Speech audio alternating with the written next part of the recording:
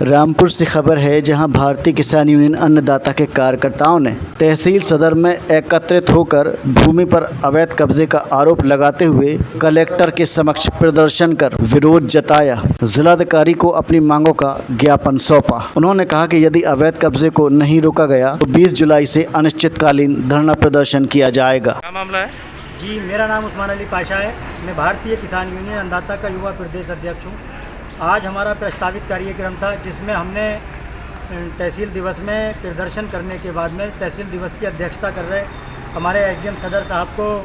5 सूत्रीय ज्ञापन सौंपा है, जिसमें प्रमुख समस्या ये है कि हमारे ज़िले में कई हज़ार हेक्टेयर भूमि जो कि शत्रु संपत्ति है, उस पर भूमाफियाओं ने अवैध कब्जे कर रखे हैं। ऐसी ही एक भूमि है जो लगभग 20 हेक्टेयर भूमि हमारे अहमदनगर पहाड़ी में है, जिसमें एक भूमाफिया थे फिरोज़ खान, जिनका मतलब देहांत हो चुका है। अब उनके पुत्र ने उस भूमि पर अवैध कब्जा कर रखा है और हमारा पूरा ज़िला डार्क जोन लगभग हो चुका है, जिसमें हमारे ज़िले में जो पानी की कमी है, पेयजल की बहुत बुरी हालात है और अब इस टाइम पे बारिश नहीं होने की वजह से वाटर लेवल दिन प्रतिदिन नीचे गिरता चला जा रहा है। तो हमने कई बार सरकार को सुझाव दिया, जो हमारे कमिश्नर हैं, तो उस समय रामपुर ज़िले के जिलाधिकारी थे, उनको ज्ञापन में हमने ये सुझाव दिया था कि आप ऐसा करिए कि जितनी भी सरकारी ज़मीनों पे भूमाफियाओं ने कब्जे कर रखे हैं, इन ज़मीनों को कब्जा मुक्त कराने के बाद में इन पर तालाब खुदवा दीजिए और तालाब खोदने में भी 1 रुपये का खर्चा नहीं आएगा। वो इस तरह से किया जाए कि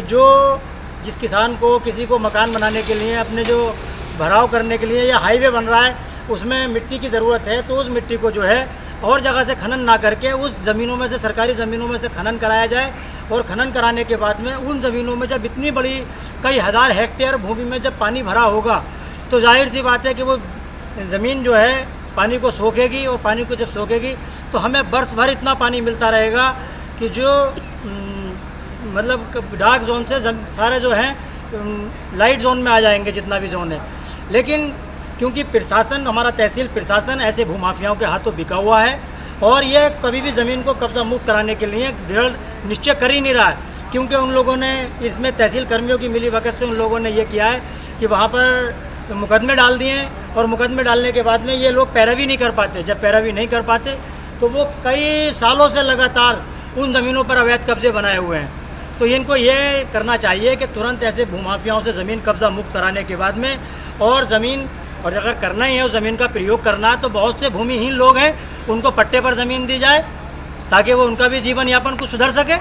लेकिन नहीं, वो एक भूमाफिया को करोड़पति से अरबपति, अरबपति से खरबपति, संखपति, नीलपति बनाए चले जा रहे हैं। लेकिन जो गरीब दिन प्रतिदिन गरीब होता चला जा रहा है, तो इन भूमाफियाओं पर नकेल अगर नहीं कसी गई तो हमारा आंदोलन जारी रहेगा और जब तक ज़मीनें ये कब्जा मुक्त नहीं होंगी, हम लगातार धरने प्रदर्शन करते रहेंगे।